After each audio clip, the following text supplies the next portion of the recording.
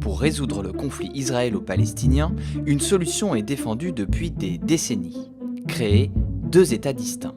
D'un côté, il y aurait Israël, reconnu comme État juif, de l'autre, un État palestinien démilitarisé, constitué de la bande de Gaza et de la Cisjordanie.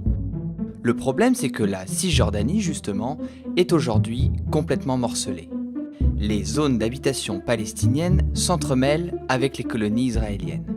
Et cette situation s'aggrave, rendant de plus en plus difficile l'émergence de deux États clairement séparés.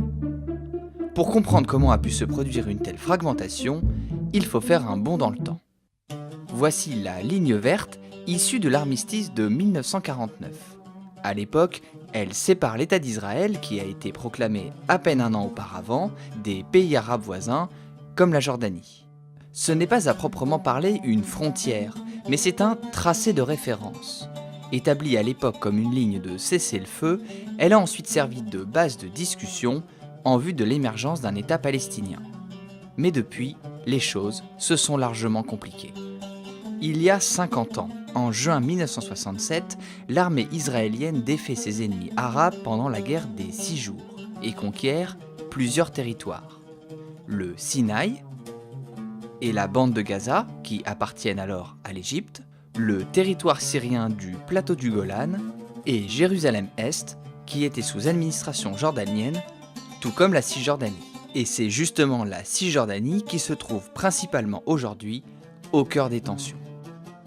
Après ces conquêtes militaires, il s'agit pour Israël d'occuper humainement le territoire. Des colonies de peuplement se développent sous la pression de mouvements nationalistes et religieux. Leur but est double. D'une part, assurer des positions géographiques clés pour la sécurité du pays. Et d'autre part, organiser le retour des Juifs dans un grand Israël de racines bibliques. Dans les années 1990, les accords d'Oslo marquent une étape historique. Israéliens et Palestiniens sont réunis à la table des négociations par le parrain américain. Ils s'entendent alors sur un plan par étapes en vue de l'émergence d'un État palestinien. La Cisjordanie, occupée par Israël, est alors divisée en 3 zones. D'abord la zone A, sous contrôle exclusif de l'autorité palestinienne, à la fois civile et militaire. Elle correspond aux grandes villes palestiniennes. Ensuite la zone B, sous contrôle civil palestinien, mais dont la sécurité est essentiellement assurée par Israël. Enfin la zone C, placée entièrement sous contrôle israélien. Elle représente plus de 60% de la Cisjordanie et comprend notamment une zone militaire le long de la vallée du Jourdain et les implantations israéliennes en Cisjordanie. Le problème, c'est que des colonies de peuplement ont continué de se développer et de s'étendre, et la plupart sont reconnues par le gouvernement israélien. On en compte aujourd'hui 131, habitées par 386 000 colons, sans compter ceux installés à Jérusalem-Est. Leur nombre n'a cessé de croître au fil des années.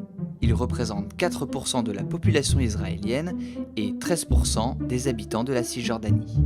Certaines colonies sont même réunies dans ce que l'on appelle des blocs, comme Ariel, Mal Adumim et le Gush Etzion par exemple. Ces groupes de colonies ont leurs propres usines, leurs routes, interdites aux Palestiniens. Ariel a même sa propre université.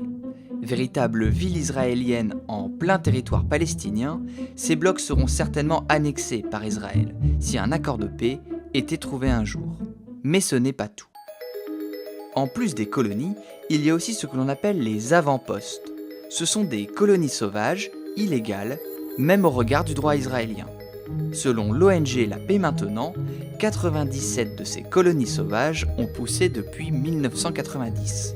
Officiellement, les autorités israéliennes n'ont jamais donné leur accord, mais dans la réalité, l'armée a assuré la sécurité de ces colons qui se considèrent comme des pionniers. L'eau, l'électricité, le ramassage des poubelles, les bus scolaires, tous les services leur ont été assurés. Alors, parce qu'elles sont illégales aux yeux de la loi israélienne, certaines de ces colonies sauvages ont été évacuées, comme celle d'Amona en février 2017. Mais la colonisation ne devrait pas pour autant s'arrêter là. Pourquoi ?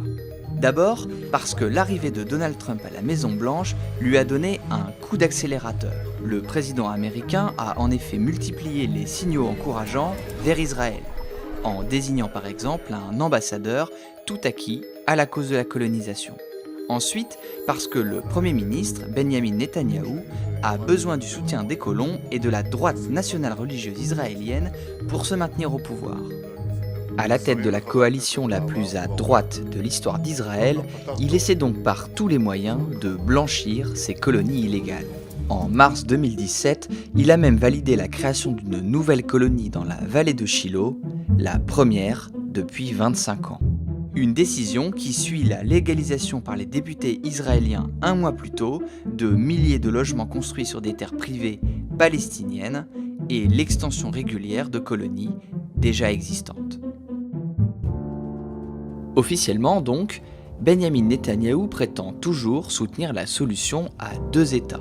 Mais les intérêts des colons étant placés au centre de l'action gouvernementale, cette solution semble plus éloignée que jamais. Et ce, malgré la volonté de Donald Trump, comme tous ses prédécesseurs, de parvenir à un accord final entre les deux parties.